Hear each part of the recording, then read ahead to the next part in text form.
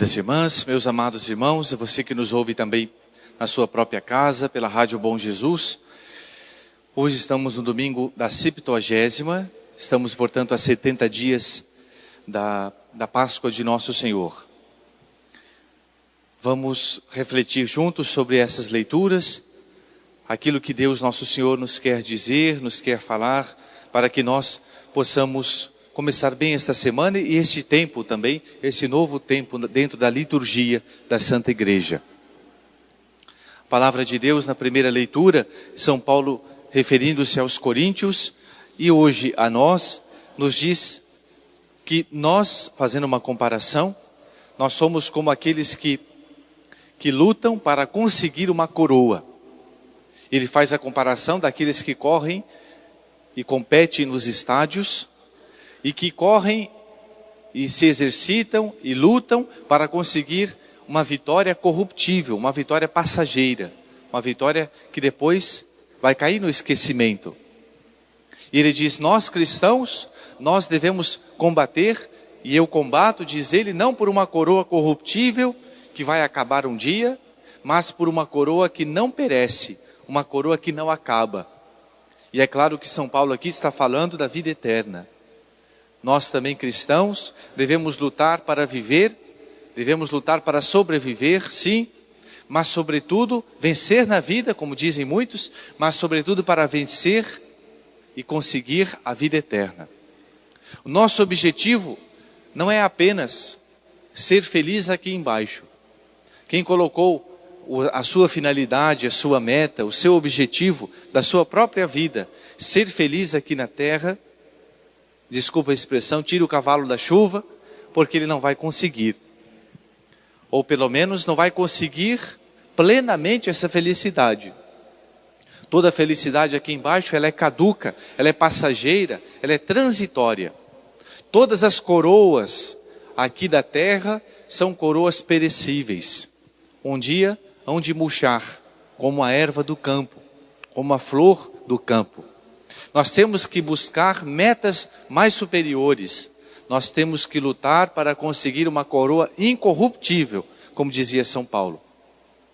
E é interessante que depois, continua São Paulo falando assim, eu assim corro, diz ele, mas não como ao acaso. Assim combato, não como quem açoita o ar.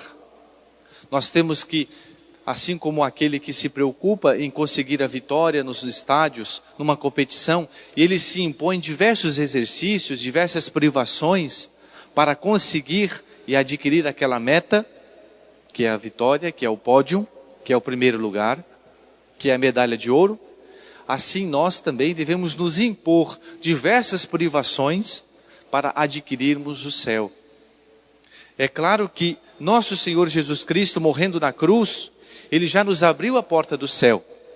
Pagou Ele mesmo com o seu próprio sangue a vida eterna para nós, a nossa salvação. Mas é preciso fazer a nossa parte.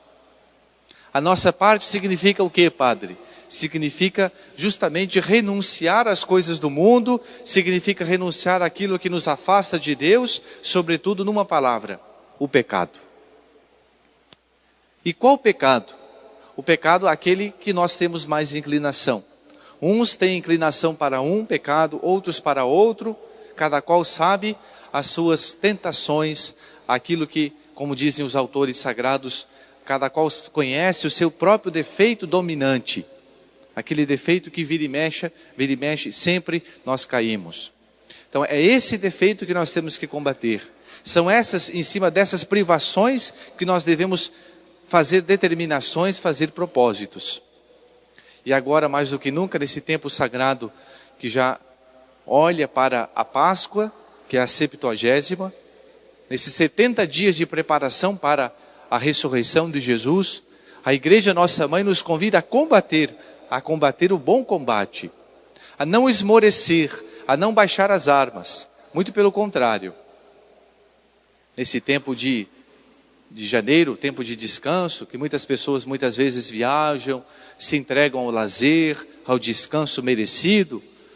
Muitas delas se esquecem que nós não tiramos férias de Deus. Nós podemos tirar férias do colégio, dos estudos, da faculdade, tirar férias do trabalho, mas férias de Deus nós não tiramos. É preciso que nós não esmoreçamos na nossa fé. E para isso é importante nos perguntar, será que nesse tempo de descanso, nós temos diminuído também o tempo que nós damos para Deus? Será que nós temos nos entregado às alegrias, entre aspas, que não deixam o nosso Senhor alegre conosco? Vamos nos perguntar. Vamos encarar essa realidade para que nós possamos nos preparar bem assim para esses combates que temos que travar. Depois, o evangelho de hoje nos fala aquela parábola dos empregados que foram contratados durante diversas horas do dia.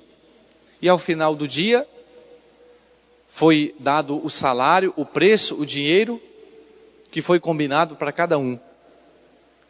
Só que o diferente dessa história aqui é que aqueles que trabalharam cedo e começaram às 7 horas ganharam o mesmo daqueles que trabalharam e começaram a trabalhar às 4 horas da tarde ou às 5 horas.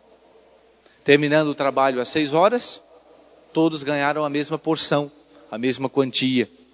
Naturalmente, aqueles que trabalharam cedo começaram a murmurar e a dizer, mas como é que pode isso? Eu trabalhei o dia inteiro, enfrentei o sol quente, e aquele que trabalhou aqui 1 hora apenas ganhou o mesmo do que eu. E é interessante o que nosso Senhor quer falar para nós nessa parábola, é que no final das contas, mesmo aqueles que trabalharam ou que chegaram, ou que se tornaram de Deus há pouco tempo, na hora da eternidade, todos vão receber o mesmo salário, que é a vida eterna. Claro, de diferentes modos, conforme a generosidade de cada um. Mas é importante também aqui alertar para outra coisa. Nosso Senhor está falando para a gente não olhar para o vizinho. Não olhar para aquilo que o outro recebe de Deus.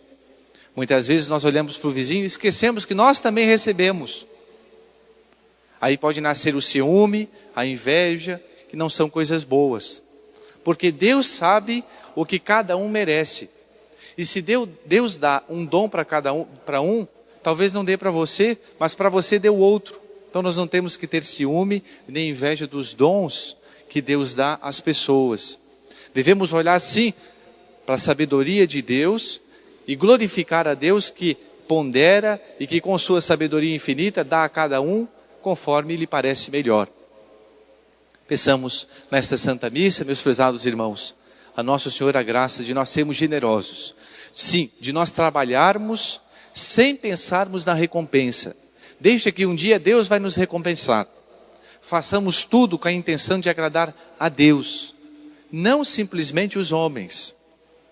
Porque se nós fazemos com a intenção de agradar aos homens, nós já recebemos a nossa recompensa. Exemplo, se nós vamos à missa, se nós rezamos, se nós procuramos ser melhores, nos comportar de maneira digna de cristãos, apenas para os outros verem, nós já recebemos dos outros as recompensas. Porque os outros olham, nos elogiam e dizem, parabéns, olha como aquela pessoa é boa. Nós não temos que agir assim, nós temos que agir pensando na recompensa que Deus vai nos dar. Porque Deus, como dizia São José Maria Escrivá, paga bem. Deus é um bom pagador, no sentido, Deus nos recompensa infinitamente a nossa generosidade. Louvado seja nosso Senhor Jesus Cristo.